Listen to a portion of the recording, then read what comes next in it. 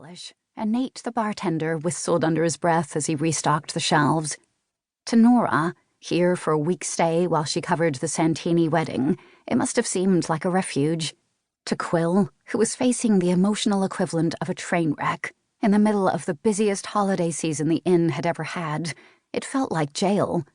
She resisted the impulse to run shouting into the snow, and asked again how she could help make Nora's stay at the inn more comfortable. "I don't see how you could make it more comfortable."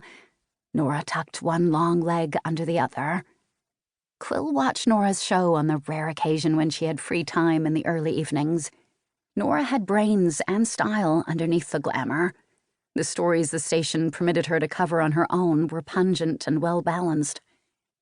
"I liked that story you did on Teen Mothers," Quill offered.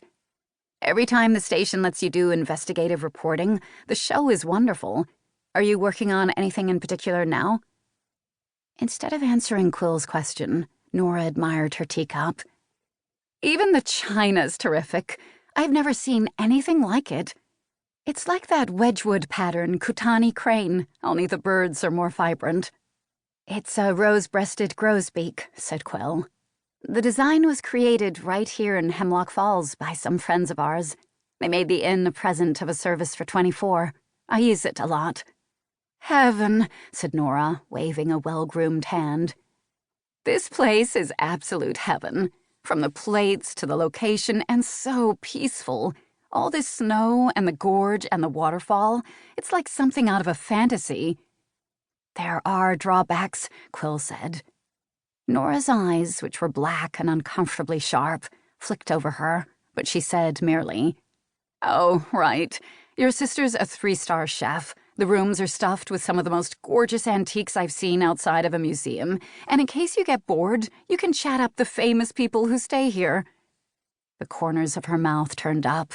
"Of course, I've heard about the ones who come to stay and leave in body bags. You've had more than your fair share of murders in your swell little village, haven't you?"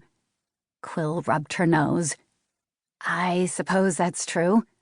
"Well, it all sounds like fun. Frankly, a nice little domestic murder would be a welcome change from the stuff I've got to deal with.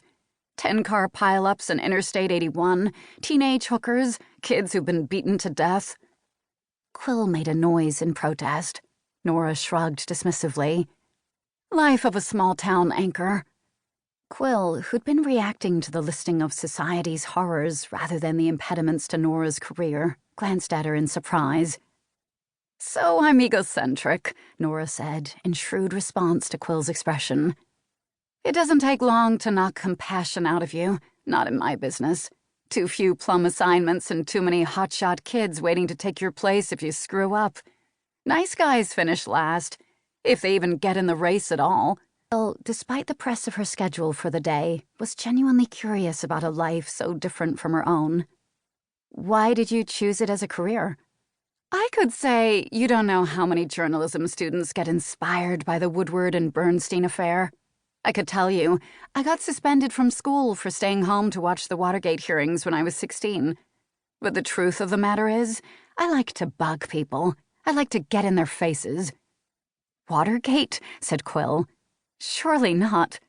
"Oh, yeah, I'm a lot older than I look, Quill. A large part of my salary goes to what's euphemistically known as aging face procedures.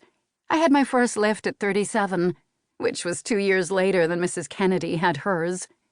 She grinned abruptly. "You know, kiddo, come to think of it, I can see where you might have big-time problems as an innkeeper. Anybody could read your face like a book. How do you keep your guests from finding out how you really feel about stuff like facelifts?"